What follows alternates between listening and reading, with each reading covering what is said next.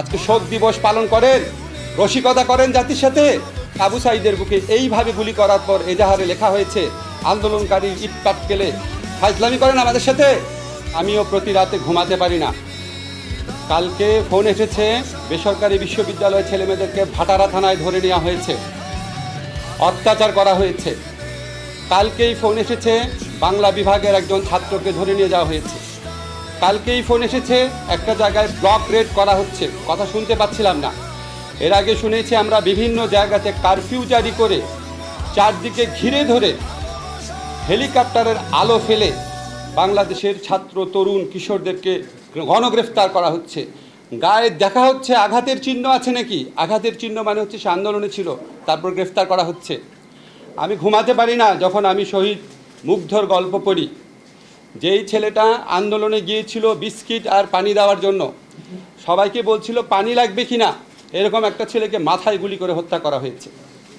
আমি ঘুমাতে পারি না যখন দেখি একটা ছেলে সে টিয়ার গ্যাস ঢুকছে বাসার মধ্যে, সেটা বন্ধ করতে গেছে, 11 বছরের ছেলে, তাকে মাথায় গুলি করে হত্যা করা হয়েছে। 6 বছরের একটা মেয়ে রিয়া মারা গেছে। 4 বছরের একটা শিশু বারান্দায় মারা গেছে, বারান্দায়, ছাদে, ঘরের ভিতরে শিশু কিশোরদের হত্যা করা হয়েছে।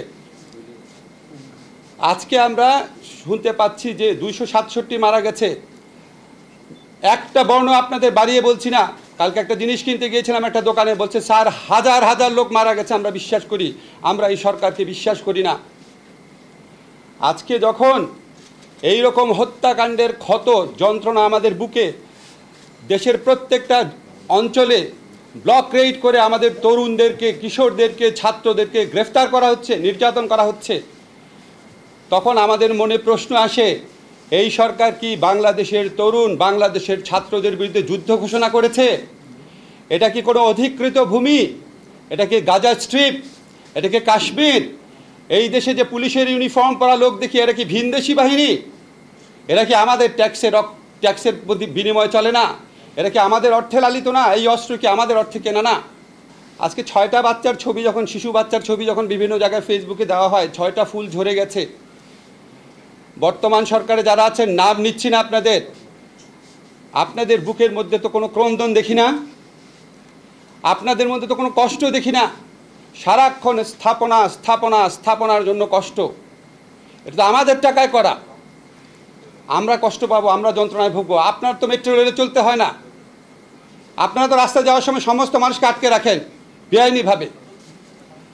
আজকে এই 6টা ফুল যে ঝরে গেছে, আজকে যে 19টা অপ্রাপ্ত বয়স্ক মানুষ মারা গেছে, আজকে 21 জনকে বেওয়ারিশ লাশ হিসেবে দাফন করা হয়েছে। আজকে কালকে দেখলাম একটা মাকে ভিডিওতে রাস্তার মধ্যে কাঁদতে কাঁদতে আছড়ে পড়ছে যে আমার ছেলেটা কোনো আন্দোলনে ছিল না, বাজার করতে গেছে, তাকে গ্রেফতার করা হয়েছে। এই সরকার কি সমস্ত তরুণ কিশোরদেরকে গ্রেফতার করবে? আপনারা যে লক্ষ লক্ষ তরুণ কিশোর ছাত্রের বিরুদ্ধে দাঁড়িয়েছেন, তাদের অভিভাবক আছে, তাদের পরিবার আছে, তাদের সমব্যথী মানুষ আছে।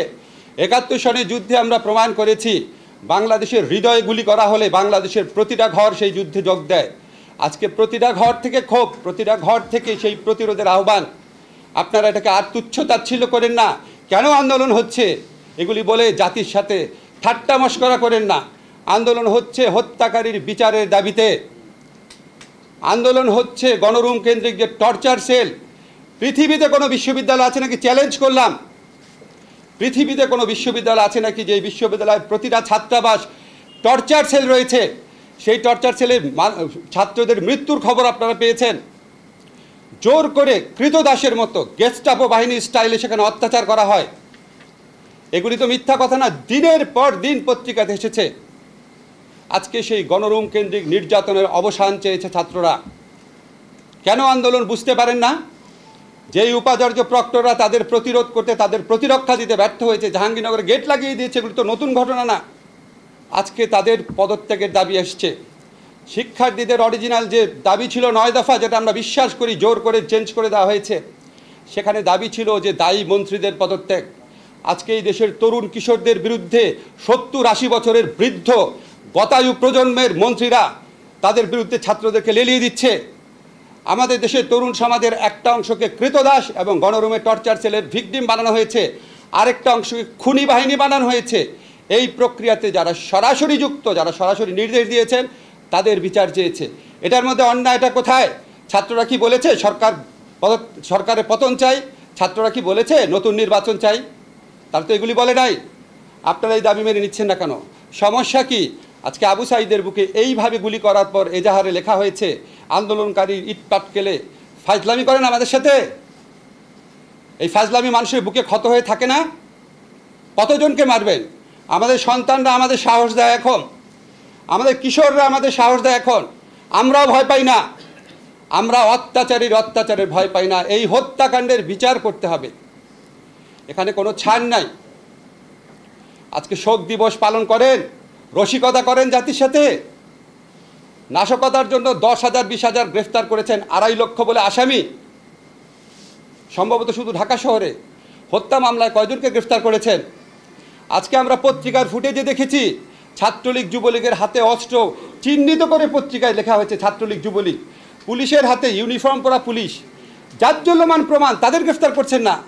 নাশকতা কে করেছে কোনো ফুটেজ তো দেখি নাই, কোনো ভিন্ন মতের দলের নেতার তো নির্দেশ দেখি নাই নাশকতা করো। হতে পারে ওনারা জড়িত আছে, কিন্তু কোনো প্রমাণ নাই এখনও।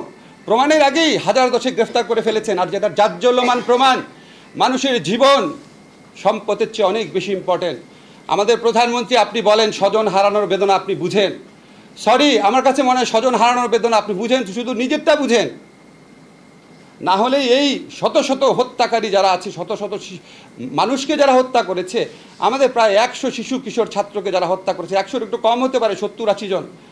আপনি শ্রীলঙ্কাতে 10 জন বিক্ষোভকারীকে হত্যা করা হয়েছিল এই রাজাপাকসের বিরুদ্ধে আন্দোলনে। 10 জন বিক্ষোভকারী মারা যাওয়ার পর উনি ক্ষমতা ছেড়ে চলে গেছেন।